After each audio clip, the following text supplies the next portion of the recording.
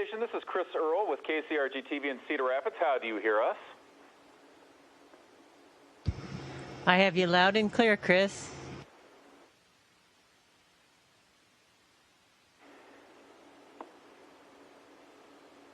Mount Air native Peggy Whitson is back in space on the International Space Station for Expedition 50. 51 will follow. This launched back in late October. Her crew docked with the ISS in mid-November. And throughout the recent past, we've caught up with Peggy a handful of times as an Iowa native to see what she's been seeing and experiencing as part of NASA. In fact, we last talked with her on the morning show exactly 2 months ago today here on KCRG TV 9. Good morning, Peggy, although, again, I suppose morning is relative where you are right now. Yeah, it's actually getting to be afternoon, late afternoon for me now. I'm on Greenwich Mean Time, so it's 6 hours ahead of you. So a simple question to ask right away, and I'm curious about this. When you look outside of your window, or the nearest window, what can you see right now? Well, actually, right now we are flying over the Atlantic and coming up on western side of Africa. And actually, flying over Africa is really pretty, especially the northern parts where the Sahara is, just because of the peach color that comes in, reflected light off of the sands down there. So it's actually a very beautiful area to fly over. But at any point in time, because our planet is 80% water, you have an 80% chance of seeing water when you look out the window. But even the water and the clouds are actually very dramatic, very beautiful, and especially just seeing the curve of the Earth, incredibly beautiful. I know you have months and months on this expedition. What are two of the more notable scientific experiments and trials that you and the rest of the crew are working on? Well, one of the big experiments that I've already gotten started on is called packed bed reactor. It's a way to separate gases and liquids in zero gravity. That's important for us in understanding how to optimize and develop our fuel technologies and other gas-liquid mixtures in future technologies in space, but also just the basic science of understanding how systems work with the lack of gravity also helps us optimize systems in manufacturing on Earth as well. So that's one area that I'm interested in. Obviously, being a biochemist, I'm also interested in some of the studies looking at immune function, or we're doing another very interesting one. It's a collaborative international investigation where we're looking at how fluid shifts may affect how our eyes work, because we've seen some damage to our eyes during space flight. And so we're trying to better understand and characterize why sometimes it's reversible, why sometimes it's not, and just to understand that. So we do a lot of interesting studies looking at things that might be contributing to that effect on the eyes. Peggy, we've chronicled many of your expeditions, your flights into space, and I'm curious, how did Christmas treat you this year, being this far away? Well, this is actually my second Christmas in space, and we had a fantastic time. Actually, we had our big Christmas dinner on Christmas Eve and handed out our presents then. But the one thing that we did that was probably the most fun is we had Shane and I had arranged to have some frosting brought up. And so we did a cookie decorating contest. And a friend of ours who is into decorating cakes and cookies on the ground was our judge. And so we had a contest to see who could decorate the best cookies. I think the guys seem to be pretty into it, but I think it's only because I made it into a contest.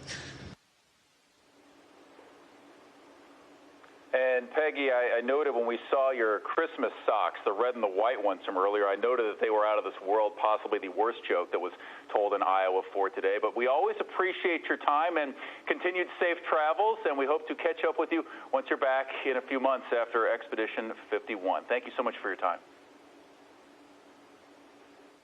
Thank you for your interest. I'm happy that Iowa is so interested in spaceflight and NASA. Station, this is Houston ACR. That concludes the KCRG TV portion of the event.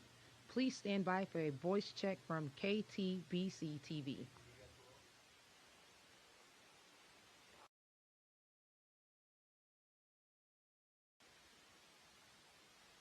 It is a real honor to be able to touch base with the International Space Station, and that's what we're doing right now, visiting with Commander Shane Kimbrough, Commander on the International Space Station.